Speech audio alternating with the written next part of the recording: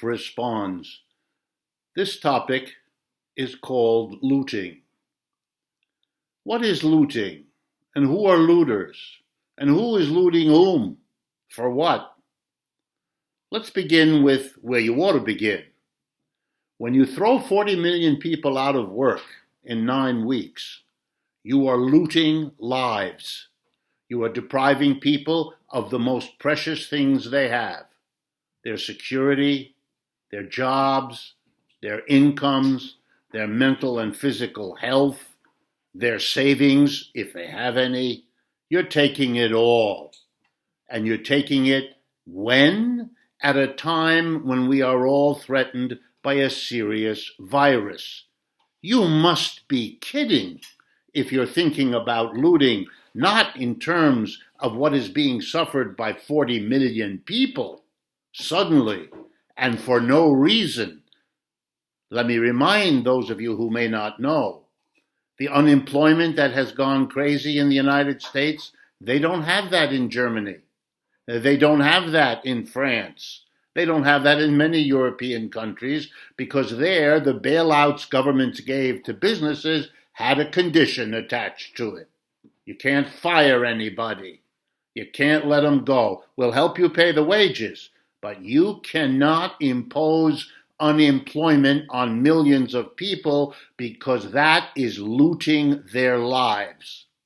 Compared to that, taking a television from a broken window in a storefront is nothing.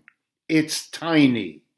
For the President of the United States to get the sequence wrong, to suggest that shooting is the consequence of looting, rather than understand that in the effects of the huge looting being done of the American people now, it is the shooting by police, usually of innocent people, that sets off the riots and that sets off the trivial looting from which the president ought to attend to the huge looting for which he bears major responsibility. But of course, he won't.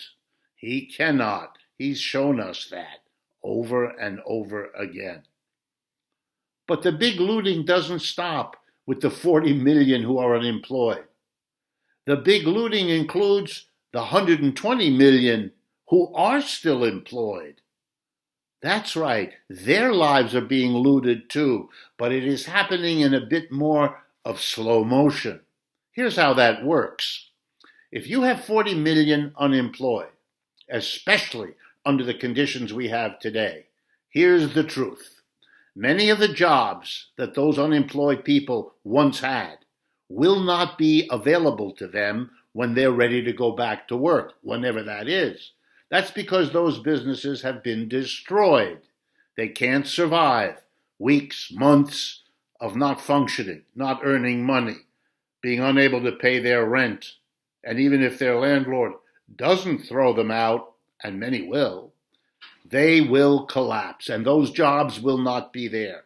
Unemployment will be very high in the United States for quite a while. And why is that looting the mass of working people? Because in a capitalist system, if there are millions of people unemployed, the employers always, I'm going to underline it, always take advantage of that situation. Here's how they do that.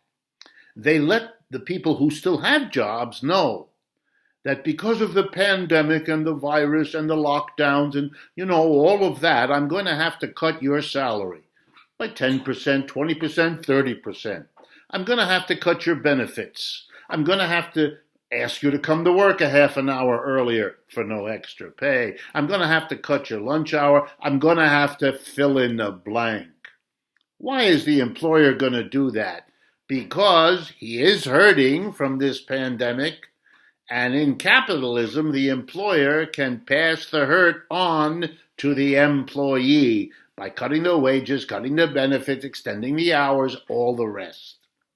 Why? Because the employer knows, as you do, that if you quit because you don't like the way you're treated, There are every day more desperate members of the unemployed who will grab the chance to take the job you had at the new worse pay, new fewer benefits, and all the rest.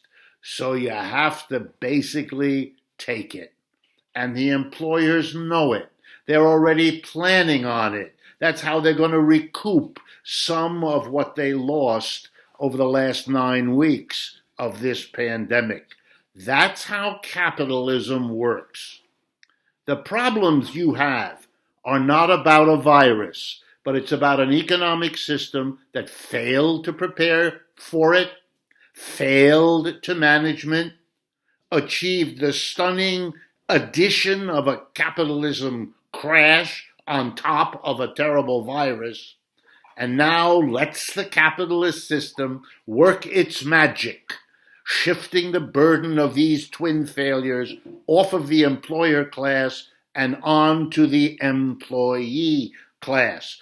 You too, those of you who haven't lost your jobs yet, are being looted.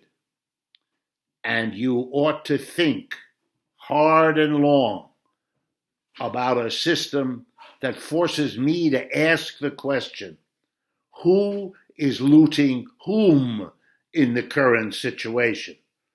What's portrayed in the mass media or what I've just tried to explain? This is Richard Wolff for Democracy at Work with another Wolff Responds.